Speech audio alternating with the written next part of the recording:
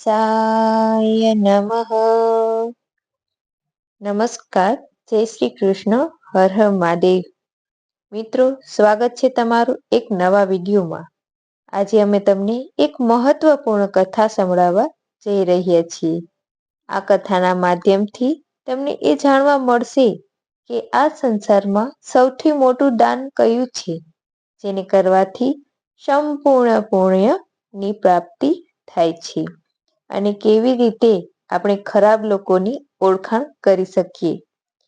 મિત્રો, આ કથાના માધ્યમથી તમને જાણવા મળશે કે ખરાબ લોકોની ઓળખાણ કઈ રીતે કરી શકાય. તો કૃપા કરીને તમે આ કથાને શરૂઆતથી લઈને અંત સુધી જરૂરથી સાંભળજો, કેમ કે અધૂરું જ્ઞાન માનવીના જીવનમાં અનેક મુશ્કેલીઓનું કારણ બની શકે છે. કથા શરૂ કરતા પહેલા જો તમે હજુ સુધી અમારી ચેનલને સબસ્ક્રાઇબ નથી કરી તો જરૂરથી સબસ્ક્રાઇબ કરી લેજો. વિડીયોને લાઈક કરજો અને તમારા પ્રિયજનો સાથે શેર પણ જરૂર કરજો, તથા કમેન્ટ બોક્સમાં જય શ્રી રાધે કૃષ્ણ અને હર હર મહાદેવ જરૂરથી લખી દેજો. મિત્રો, એકવાર ભગવાન શ્રી હરિ વિષ્ણુ અને માતા લક્ષ્મી ક્ષીરસાગરમાં પોતાના આસન પર બિરાજમાન હતા. ત્યારે ભગવાન વિષ્ણુએ જોયું કે માતા લક્ષ્મી કોઈ ઊંડા વિચારમાં ખોવાઈ ગયા છે. ભગવાન વિષ્ણુ મુસ્કરાવીને કહેવા લાગ્યા, હે દેવી, એવું લાગી રહ્યું છે કે આજે તમે કોઈ ઊંડા વિચારમાં ડૂબેલા છો. તમે નિસંકોચ થઈને તમારા પ્રશ્નો પૂછો. હું તમારા બધા જ પ્રશ્નોનું સમાધાન જરૂર કરીશ.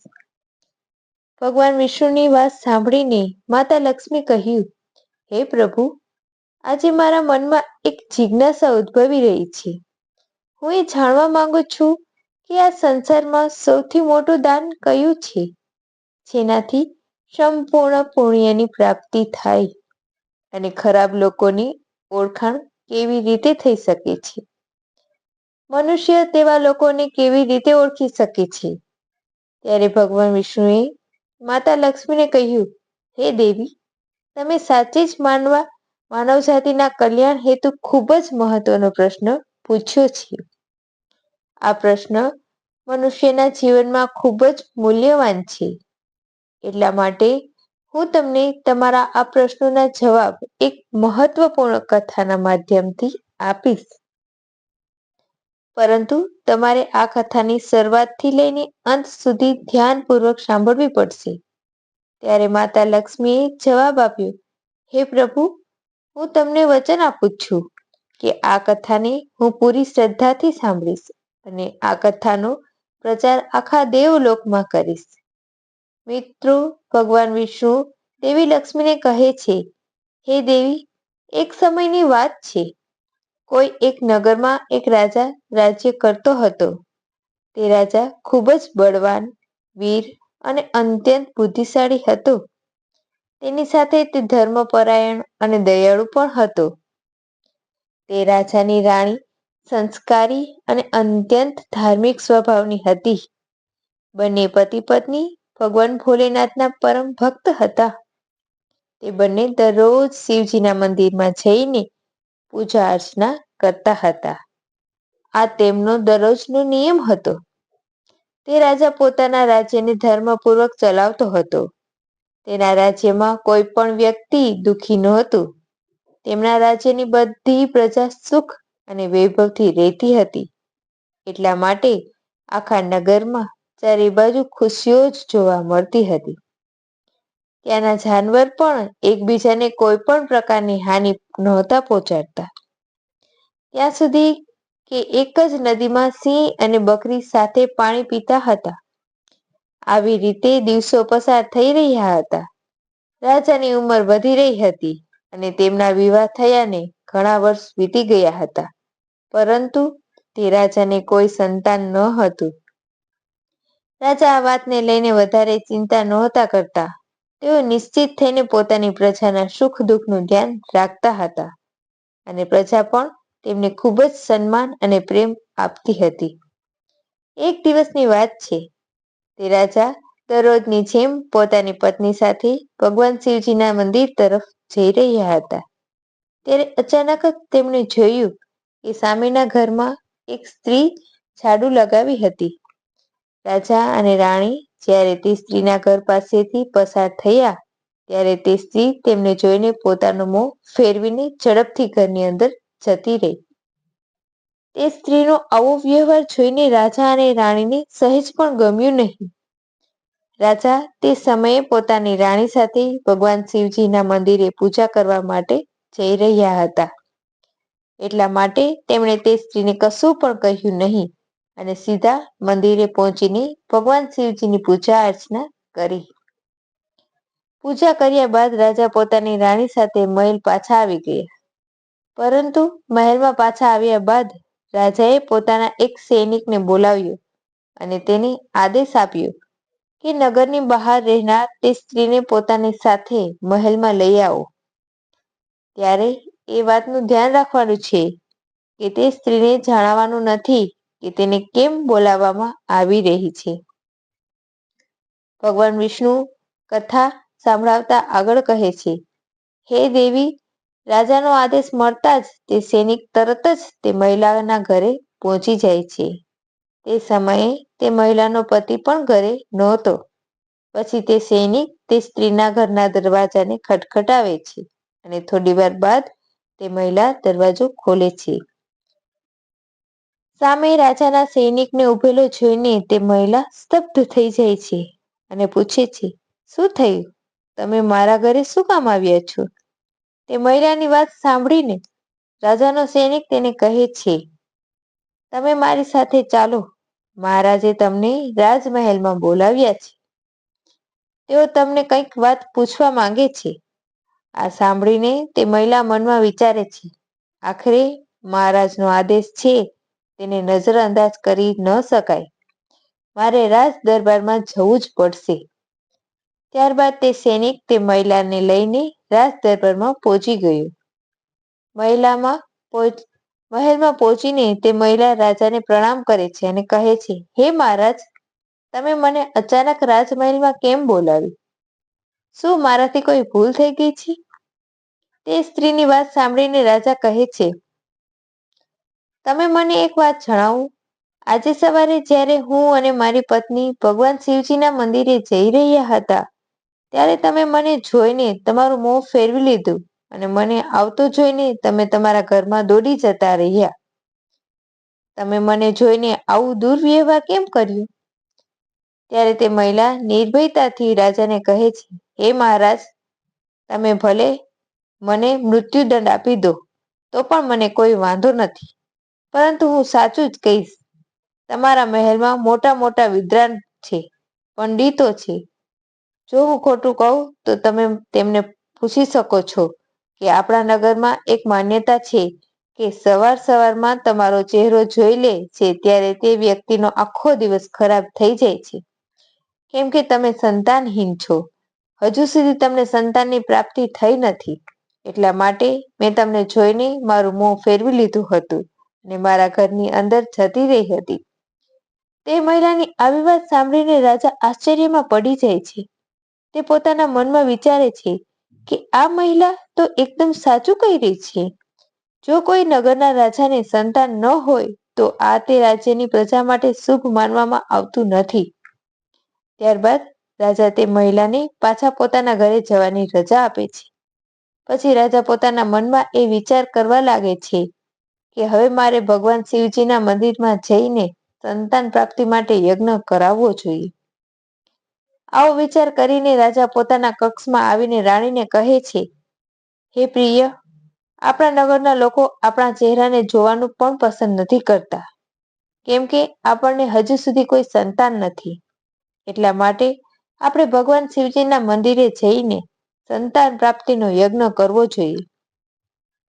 આપણે ભગવાન ભોલેનાથના મંદિરમાં જઈને અને ભગવાન શિવને પ્રાર્થના કરીએ કે તેઓ આપણને પુત્ર દાન કરે. રાજાની વાત સાંભળીને રાણી પણ આ વાતથી સહમત થાય છે.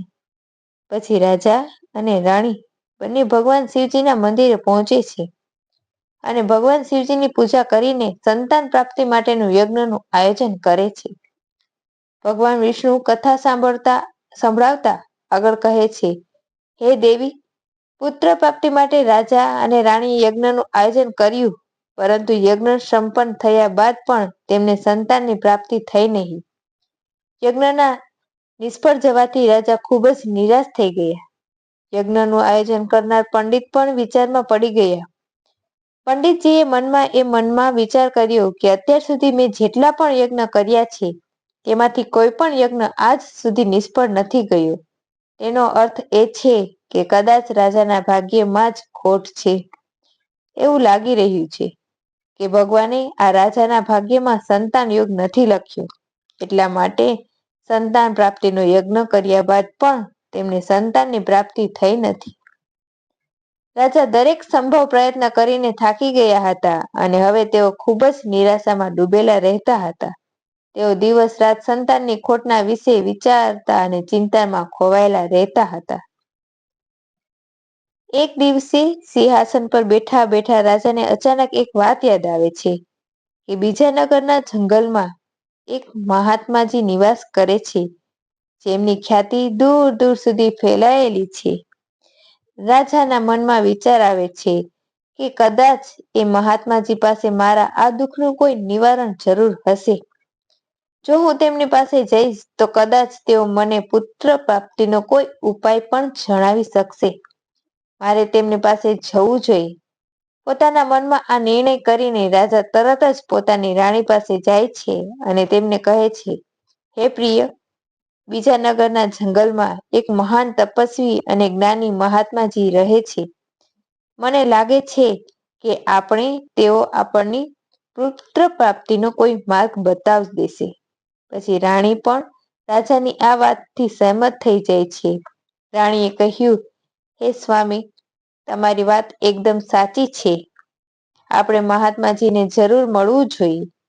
રાણીની સહમતિ લઈને રાજા અને રાણીએ બંને એક રથમાં બેસીને મહાત્માજીના દર્શન માટે બીજા નગરના જંગલમાં જવા પ્રસ્થાન કર્યું. થોડા સમય બાદ તે બંને વનમાં પહોંચી ગયા. રથમાંથી ઉતરીને રાજા અને રાણી બંને જંગલની અંદર જવા લાગ્યા. ઊંચા નીચા રસ્તાઓ પરથી પસાર થઈને તેઓ મહાત્માજીના આશ્રમ તરફ આગળ વધવા લાગ્યા. ભગવાન વિષ્ણુ કથા સંભળાવતા આગળ કહે છે, હે દેવી, પછી રાજા અને રાણી મહાત્માજીની કુટીર તરફ પહોંચી જાય છે. ત્યાં જઈને તેઓ જુએ છે કે મહાત્માજી એક વિશાળ વૃક્ષની નીચે ધ્યાનમગ્ન થઈને સાધનામાં લીન હોય છે. આ દ્રશ્ય જોઈને રાજા અને રાણી થોડી વાર સુધી શાંત ઊભા રહે છે, જેથી મહાત્માજીની સાધનામાં કોઈ વિઘ્ન ન આવે. બંને હાથ જોડીને વિનમ્રતાપૂર્વક મહાત્માજીની સામે ઊભા રહે છે. થોડા સમય બાદ મહાત્માજી પોતાની સાધનામાંથી બહાર આવે છે અને પોતાની આંખો ખોલે છે. ત્યારે તે જુએ છે કે રાજા અને રાણી બંને પોતાની સામે હાથ જોડીને ઊભા હોય છે. મહાત્માજી તે રાજાને સારી રીતે જાણતા હતા, એટલા માટે તેઓ રાજાને જોઈને ઓળખી જાય છે અને રાજાને મુસ્કરાવીને કહે છે, રાજન, અત્યારે તમે મારી પાસે કયા કારણથી આવ્યા છો? ત્યારે રાજાએ વિનમ્રતાથી મહાત્માજીને પ્રણામ કર્યા અને પોતાના દુઃખનું નિવારણ પૂછ્યું.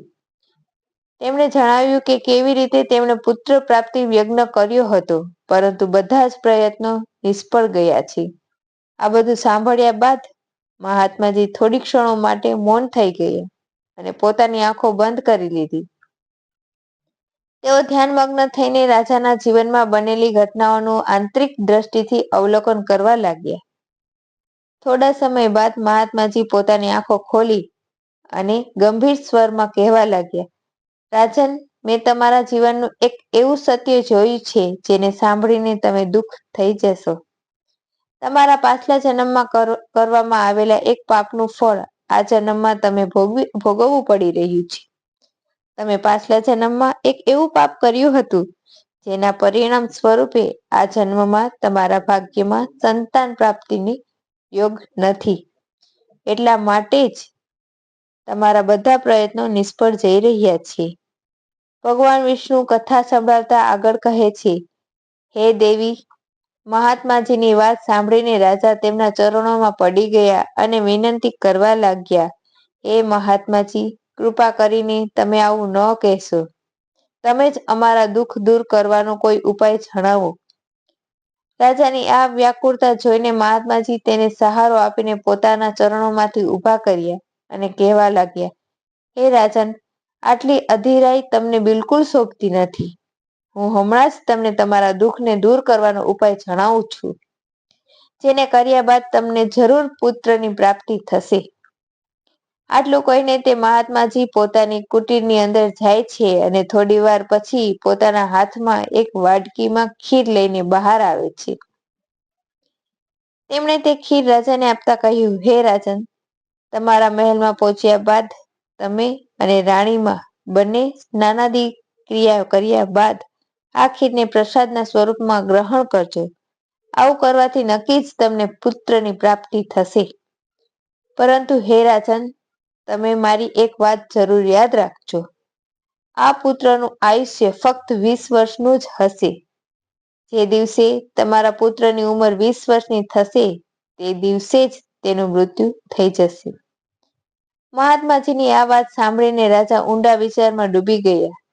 તે પોતાના મનમાં વિચારવા લાગ્યા, ભલે 20 વર્ષ માટે, પણ આ સંતાન કલંક તો દૂર થઈ જશે. અમને સંતાનનું સુખ તો મળશે. રાજાએ મનમાં ને મનમાં વાતને સ્વીકારી અને મહાત્માજીને પ્રાર્થના કરીને, હે મહાત્માજી, તમારા આશીર્વાદ અને માર્ગદર્શન સ્વીકારે છે.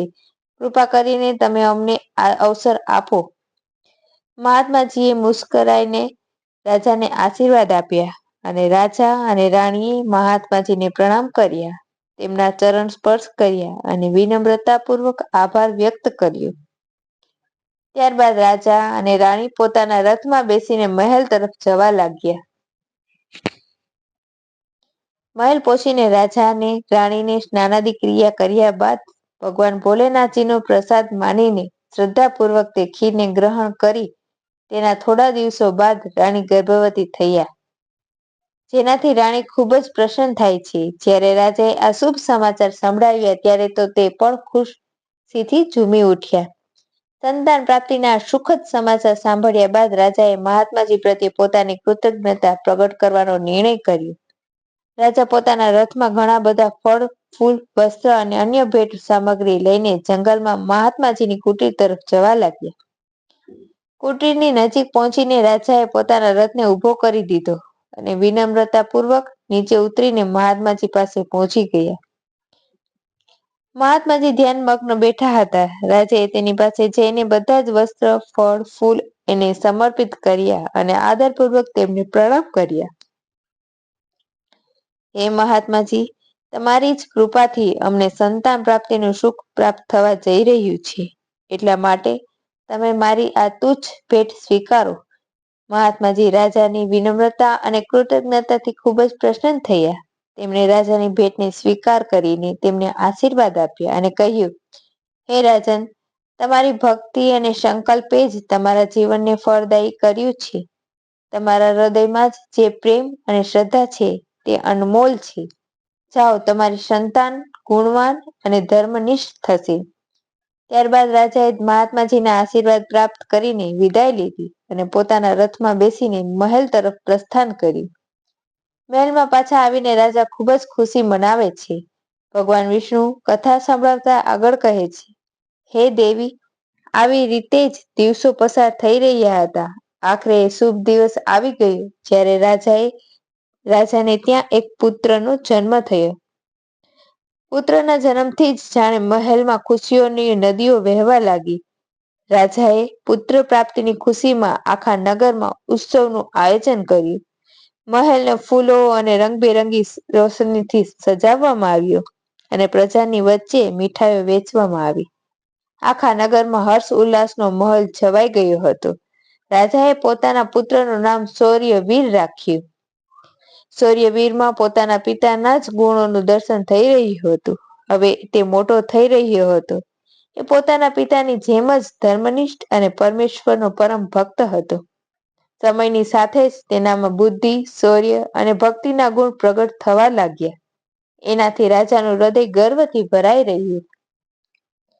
સૂર્યવીરના ગુણોને જોઈને બધા વિચારતા કે જરૂર એક દિવસ પોતાના પિતાની જેમ જ મહાન રાજા બનશે. જેમ જેમ સમય પસાર થતો ગયો તેમ તેમ રાજાનું હૃદય ગર્વ અને ખુશીથી ભરાતું ગયું. સંતાન સુખની પ્રાપ્તિએ જાણે તેમની બધી ચિંતાઓ દૂર કરી દીધી હતી અને તે પોતાના પુત્રમાં સંપૂર્ણ સંસારનો આનંદ શોધવા લાગ્યા. તે રાજા પોતાના પુત્ર પ્રત્યેના પ્રેમમાં એટલા બધા ડૂબી ગયા કે તે મહત્વપૂર્ણ વાત ભૂલી ગયા કે તેમના પુત્રનું આયુષ્ય ફક્ત 20 વર્ષનું જ છે. ભગવાન વિષ્ણુ કથા સાંભળતા આગળ કહે કે તેમના પુત્રનું આયુષ્ય તો ફક્ત 20 જ વર્ષનું છે. એટલા માટે જ્યારે રાજાના પુત્ર સૂર્યવીરની ઉંમર 15 વર્ષની થાય છે ત્યારે તે રાજા દિવસ રાત પોતાના પુત્રના ભવિષ્યને લઈને વ્યાકુળ રહેવા લાગ્યા. તે સમય દરમિયાન બીજા નગરમાં એક પરાક્રમી રાજાનું રાજ્ય હતું. તે રાજાની એકમાત્ર પુત્રી હતી જે પોતાની સુંદરતા અને દયાળુ સ્વભાવને કારણે ખૂબ જ પ્રસિદ્ધ હતી. તે દેખાવમાં એવી લાગતી હતી કે જાણે સ્વર્ગની અપ્સરા સ્વયં ધરતી પર ઉતરી આવી હોય. તે ખૂબ જ દાની સ્વભાવની હતી કેમ કે તેણે પોતાના માતા પિતા પાસેથી ધર્મ અને સંસ્કારોનું શિક્ષણ મેળવ્યું હતું. એટલા માટે તેનું હૃદય કરુણા અને ઉદારતાથી ભરેલું હતું. તે દરરોજ સવારે વહેલા ઉઠીને પક્ષીઓને ચણ નાખતી હતી અને પોતાના દ્વાર પર આવનાર સાધુ સંતો અને ભિક્ષુકોને હંમેશા આદરપૂર્વક ભોજન કરાવતી હતી. કોઈ પણ વ્યક્તિ તેના દ્વારેથી ક્યારેય ભૂખ્યો પાછો નહોતો જતો. આવી રીતે જ દિવસો પસાર થઈ રહ્યા હતા. તે રાજાની પુત્રી પણ પોતાના ગુણો સાથે મોટી થઈ રહી હતી. એક દિવસે જ્યારે સૂર્યવીરના પિતાજીને એ વાત જાણવા મળી કે એક બીજા નગરમાં એક પરાક્રમી રાજા રાજ કરે છે જેમની પુત્રી ખૂબ જ ગુણવાન અને ધાર્મિક છે અને સાથે તે ખૂબ જ સુંદર પણ છે, ત્યારે રાજાએ પોતાના મનમાં વિચાર કર્યો કે આવી ધર્માત્મા અને તેજસ્વી કન્યા સાથે પોતાના પુત્ર સૂર્યવીરના વિવાહ કરવા યોગ્ય રહેશે. મને આવા પ્રકારની જ કન્યાની તલાશ હતી જેની સાથે હું મારા પુત્રના વિવાહ કરી શકું અને અમારી વંશ પરંપરાને જાળવી શકું. આવા વિચારની સાથે જ રાજાએ પોતાના મનમાં નિર્ણય કર્યો કે તેને એ નગરના રાજા પાસે પ્રસ્તાવ મૂકશે જેની પાસે તે પોતાના પુત્ર સૂર્યવીરના તેમની ધાર્મિક અને સુંદર કન્યા સાથે લગ્ન કરી શકે. ભગવાન વિષ્ણુ માતા લક્ષ્મીને કહે છે, હે દેવી. પછી સૂર્યવીરના પિતાજીએ પોતાના પુત્રના વિવાહનો પ્રસ્તાવ સંદેશાવાહક સાથે બીજા નગરના રાજા સુધી પહોંચાડ્યો. જ્યારે બીજા નગરના રાજાએ આ પ્રસ્તાવ સાંભળ્યો ત્યારે તેમણે પોતાના મનમાં વિચાર કર્યો કે ચાલો હવે મારે મારી પુત્રીના વિવાહ કરી દેવા જોઈએ. અને મેં સાંભળ્યું છે કે આ રાજાના પુત્રનું આયુષ્ય ફક્ત 20 વર્ષનું જ છે. આ રાજાનો પુત્ર ખૂબ જ યોગ્ય, પરાક્રમી અને ધર્મપરાયણ છે. ભલે તેના આયુષ્યનું ભવિષ્ય અનિશ્ચિત હોય. એટલા માટે જો તેને ત્યાં કોઈ પુત્રનો જન્મ થઈ ગયો તો તેનો વંશ આગળ વધતો રહેશે, જેનાથી મારી પુત્રી પણ તેના સંતાન સાથે સુખી રહેશે. આવો વિચાર કરીને તે રાજાએ સૂર્યવીરના વિવાહના પ્રસ્તાવને સ્વીકાર કરી લીધો. પછી થોડા દિવસો બાદ શુભ મુહૂર્તમાં સૂર્યવીરના તે રાજકુમારી સાથે વિવાહ થઈ ગયા. તે રાજકુમારી ન કેવળ સુંદર હતી પરંતુ જ દયાળુ સ્વભાવની હતી. તેણે પોતાના બાળપણથી જ એ નિયમ રાખ્યો હતો કે જ્યાં સુધી તે કોઈ ભૂખ્યા અને અસહાય વ્યક્તિ કે પ્રાણીને ભોજન ન કરાવે ત્યાં સુધી તે સ્વયં ભોજન ગ્રહણ નહોતી કરતી. તેના માતા પિતાએ તેને સેવા અને દાનની ભાવના શીખવાડી હતી અને તેણે પોતાના જીવનનો અતૂટ હિસ્સો બનાવી દીધો હતો. વિવાહ બાદ રાજકુમારીનો આ નિયમ તેની સાંસારીમાં જળવાઈ રહ્યો.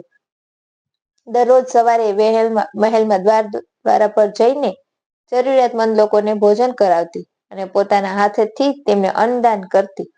તેમની આ દયા ભાવના જોઈને મહેલના બધા લોકો તેમનું ખૂબ જ સન્માન કરતા હતા.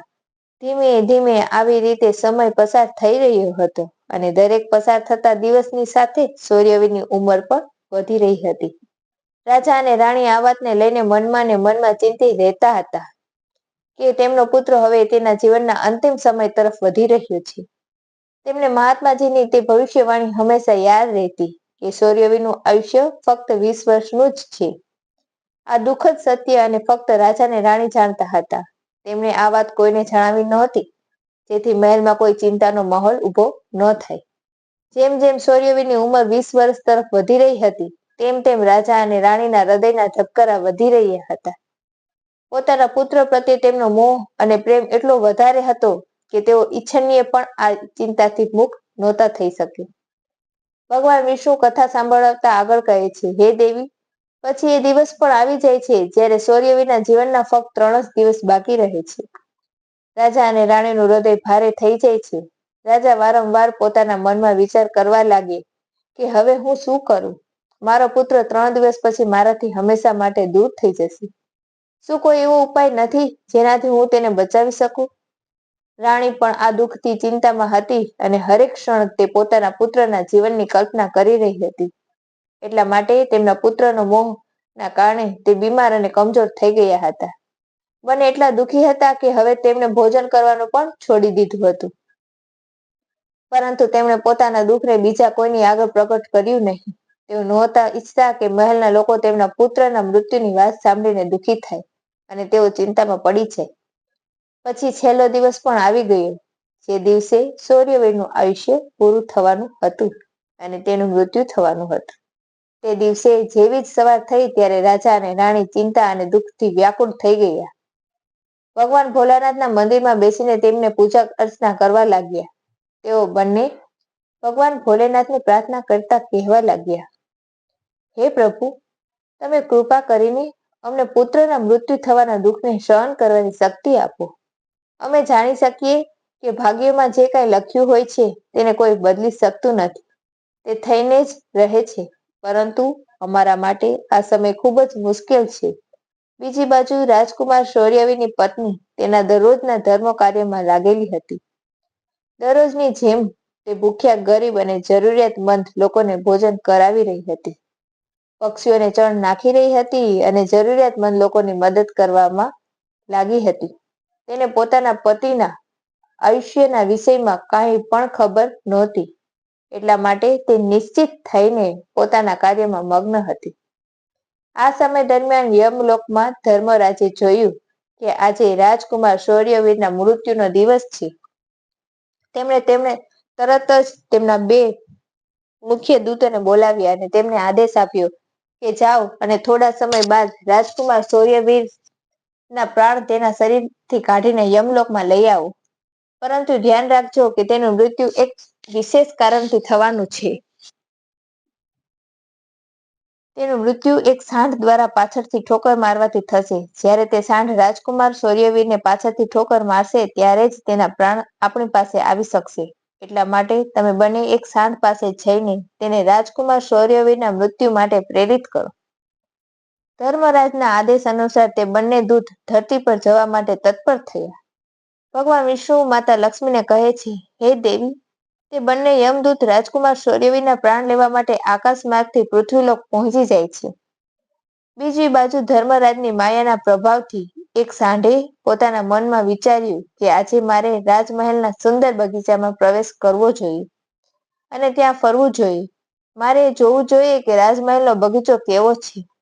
પછી કોઈ પણ જાતના અવરોધ વગર સાંઢ ધીરે ધીરે ચાલતા મહેલના બગીચામાં પહોંચી ગયું. સંયોગથી આ તે જ બગીચો હતો જ્યાં રાજકુમાર શૌર્યવીર દરરોજ ટહેલવા માટે આવતા હતા.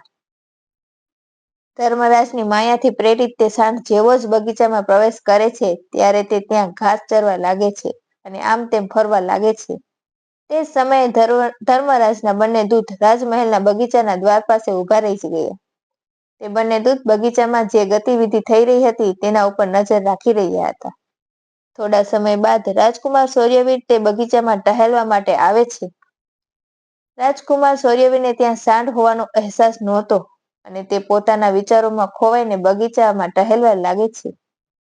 ત્યારે તે બંને યમદૂત પોતાના મનમાં વિચાર કરે છે કે થોડી જ વારમાં રાજકુમાર સૌર્યવીરનું આયુષ્ય પૂરું થવાનો સમય આવી જશે. આપણે તે પળની રાહ જોઈ રહ્યા છીએ જ્યારે તે સાંઢ રાજકુમાર સૌર્યવીરને ઠોકર મારશે ત્યારે આપણે તેના પ્રાણ લઈને યમલોક જતા રહીશું. જ્યારે તે બંને દૂત આ વિચાર કરી રહ્યા હતા ત્યારે એવું થાય છે કે એક બીજી નગરમાં એક ગરીબ બ્રાહ્મણ રહેતો હતો. તે બ્રાહ્મણની એક પુત્રી હતી જેના તેણે યોગ્ય સમયે વિવાહ કરી દીધા હતા. પરંતુ દુર્ભાગ્યથી તેની દીકરીનો પતિ એક દુષ્ટ પ્રવૃત્તિનો વ્યક્તિ હતો, જે ખૂબ જ દારૂનું સેવન કરતો હતો, જુગાર રમતો હતો અને પારકી સ્ત્રીઓ સાથે સંબંધ બાંધતો હતો. એટલું જ નહીં, તે નશો કરીને પોતાની પત્નીને મારતો પણ હતો.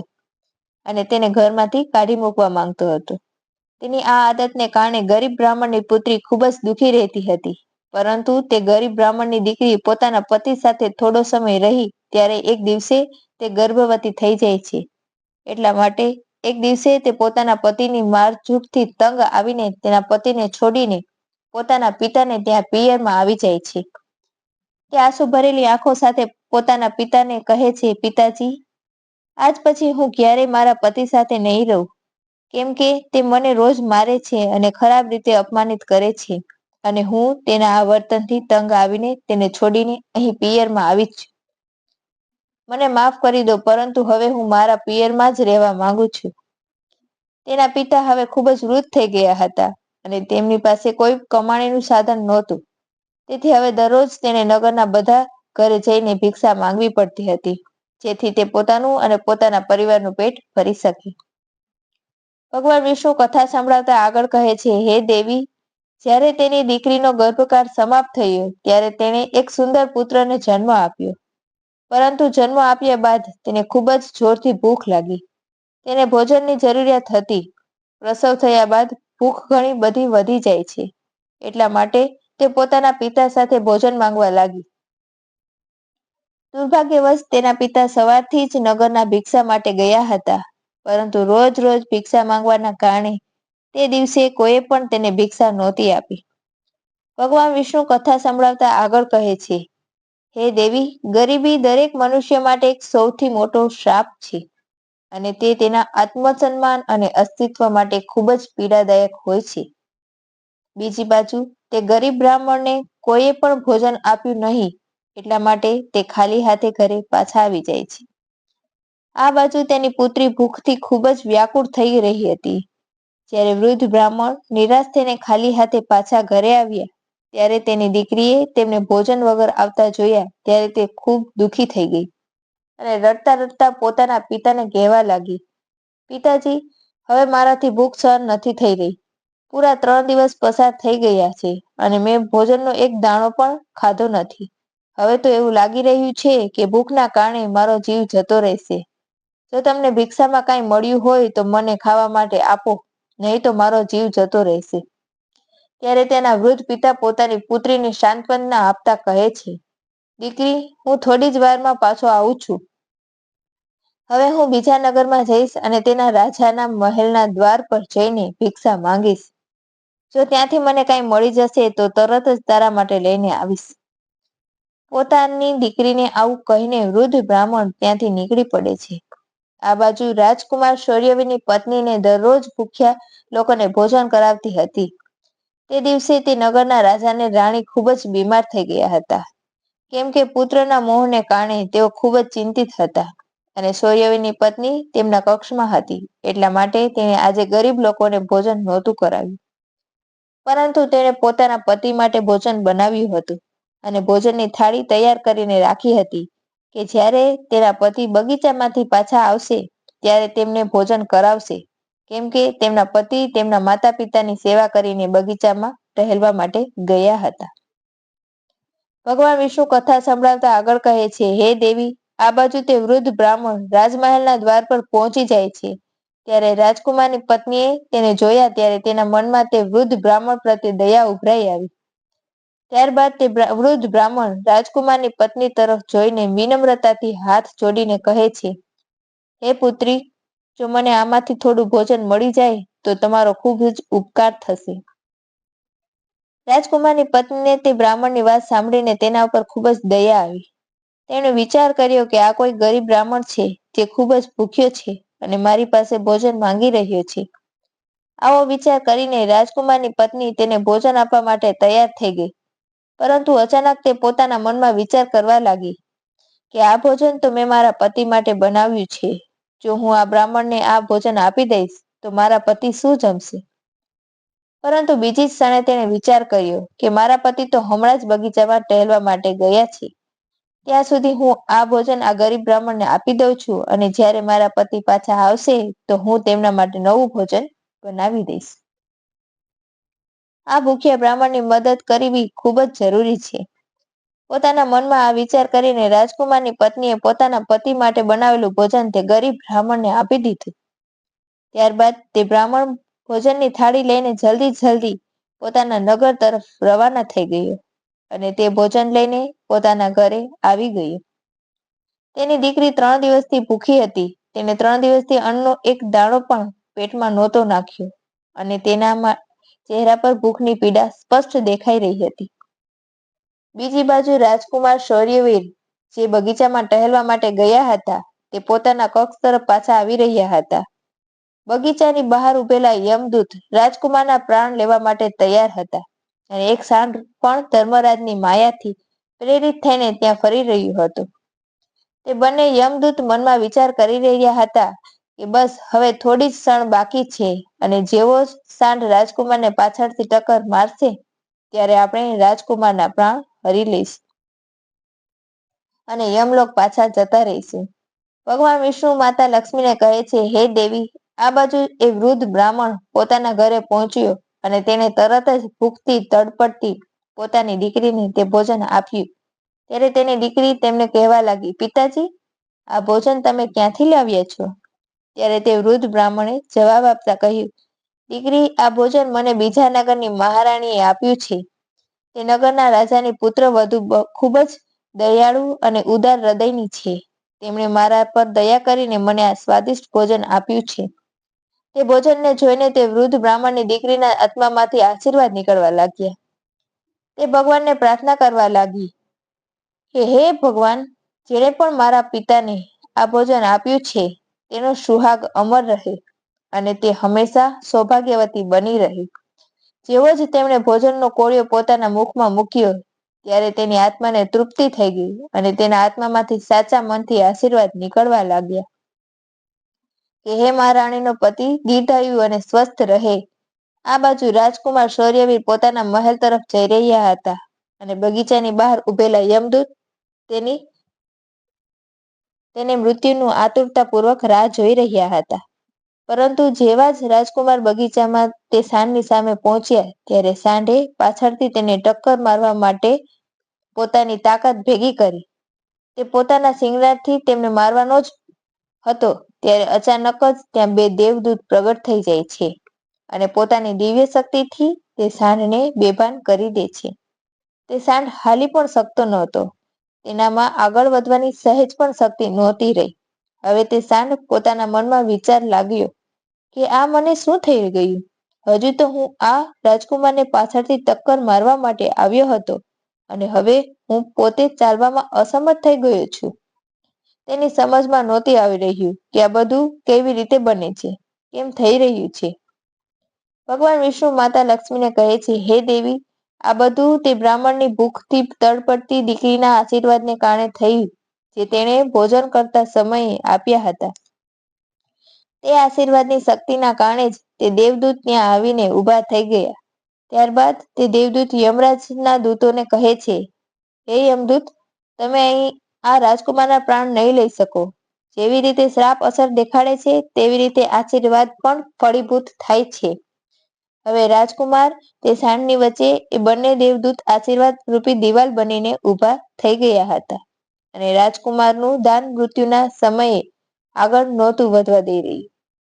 પછી તે યમદૂત દેવદૂતોને કહે છે, હે દેવદૂતો, તમે અહીંથી જતા રહો અને અમને અમારું કામ કરવા દો, કેમ કે અમારો ઉદ્દેશ્ય છે રાજકુમારના પ્રાણને લઈને યમલોક પાછા જતું રહેવું. ત્યારે દેવદૂતોએ જવાબ આપ્યો, ના યમદૂતો, આવું ક્યારેય નહીં બની શકે. અમારા રહેતા આ અસંભવ છે, કેમ કે અમને સ્વયં ભગવાન શિવજીએ અહીંયા મોકલ્યા છે. દલીલો થવા લાગી અને અમને શિવજીએ જ મોકલ્યા છે તેવી વાત થવા લાગી. પછી આ દલીલો ધીરે ધીરે એક યુદ્ધમાં બદલાઈ ગઈ. દેવદૂતોની અદ્રશ્ય શક્તિ સામે યમદૂત નિઃસહાય થઈ ગયા અને હાર માનીને પાછા યમલોક જતા રહ્યા. યમલોક પહોંચીને યમદૂતોએ યમરાજને કહ્યું કે હે મહારાજ, અમે તે રાજકુમારના પ્રાણ લઈ નથી શક્યા. ત્યારે યમરાજ પોતાના દૂતોને કહે છે, આ કેવી વિડંબના છે? તમે ખાલી હાથે કેમ પાછા આવી ગયા? યમરાજની વાત સાંભળીને યમદૂત કહે છે, હે મહારાજ, અમે તે રાજકુમારના પ્રાણોને લેવા માટે ગયા હતા, પરંતુ અચાનક ખબર નહીં 2 દેવદૂત અમારી સામે આવીને ઊભા રહી ગયા અને તે બંનેની સામે અમારી શક્તિ સહેજ પણ ચાલી નહીં. યમરાજ આ સાંભળીને વિચારમાં પડી ગયા અને કહેવા લાગ્યા, એવી કઈ મોટી શક્તિ છે કે જે તે રાજકુમારના મૃત્યુ વચ્ચે અવરોધરૂપ બની રહી છે. પછી તે યમદૂત યમરાજને કહે છે, હે મહારાજ, એક તો તેના દાનની શક્તિ અને આશીર્વાદની શક્તિ જેણે દેવદૂતોને વધારે શક્તિશાળી બનાવી દીધા છે. ત્યારે યમરાજ પોતાના દૂતોને કહે છે કે લાગે છે કે આ કાર્ય તમારાથી નહીં થઈ શકે. તમે રહેવા દો.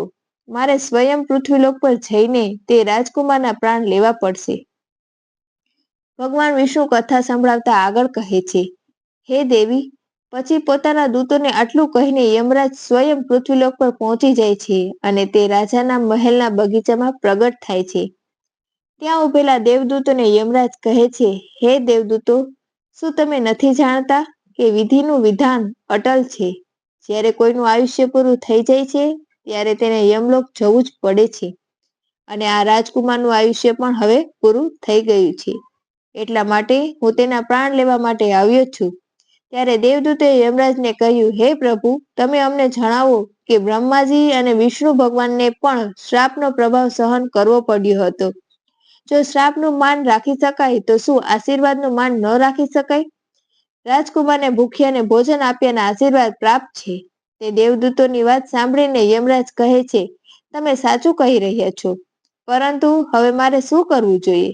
ત્યારે તે દેવદૂત યમરાજને કહે છે, હે પ્રભુ, તમે આ રાજકુમારનું આયુષ્ય 100 વર્ષનું કરી દો. ત્યારે જ તમે આ રાજકુમારના પ્રાણ લેવા માટે પધારી શકો છો. આજ ભગવાન શિવજીનો પ્રાણ પણ આદેશ છે. તે દેવદૂતોની વાત માનીને યમરાજે રાજકુમાર સૌર્યવીરનું આયુષ્ય 100 વર્ષનું કરી દીધું અને પાછા યમલોક પહોંચી ગયા. ભગવાન વિષ્ણુ કહે છે, હે દેવી, આ રીતે એક ભૂખ્યાને ભોજન આપવાના કારણે તે રાજકુમારનું મૃત્યુ ટળી ગયું અને તેનું આયુષ્ય પણ વધી ગયું. એટલા માટે જ કહેવામાં આવે છે, અન્નદાન સૌથી મોટું દાન છે. કોઈ ભૂખ્યાને આપવામાં આવેલું અન્ન અશ્વમેઘ યજ્ઞ કર્યા બાદ જે ફળ મળે છે તેના સમાન હોય છે. ભગવાન વિષ્ણુ માતા લક્ષ્મીને કહે છે, હે દેવી, હવે તો તમને તમારા બધા જ પ્રશ્નોના જવાબ મળી ગયા હશે. ત્યારે માતા લક્ષ્મી ભગવાન વિષ્ણુને કહે છે, હે પ્રભુ, આજે તમે મને અનમોલ જ્ઞાન પ્રદાન કર્યું છે અને મારા બધા જ પ્રશ્નોનું સમાધાન પણ કરી દીધું છે. એટલા માટે હું તમને વિશ્વાસ આપું છું કે હું આ કથાનો પ્રચાર આખા સંસારમાં જરૂર કરીશ. તો મિત્રો, આશા રાખું છું કે તમને આ કથા જરૂર પસંદ આવી હશે. જો તમને આ કથા પસંદ આવી હોય તો વિડીયોને લાઈક અને ચેનલને સબસ્ક્રાઇબ જરૂર કરજો. આ વિડીયોને તમારા સગાવાલા અને મિત્રોને પણ શેર જરૂર કરજો અને કોમેન્ટ બોક્સમાં જય શ્રી કૃષ્ણ, રાધે રાધે, હર હર મહાદેવ જરૂર લખજો. તો ફરી મળીશું એક નવા વિડીયો સાથે. જય સ્વામિનારાયણ, જય શ્રી રામ.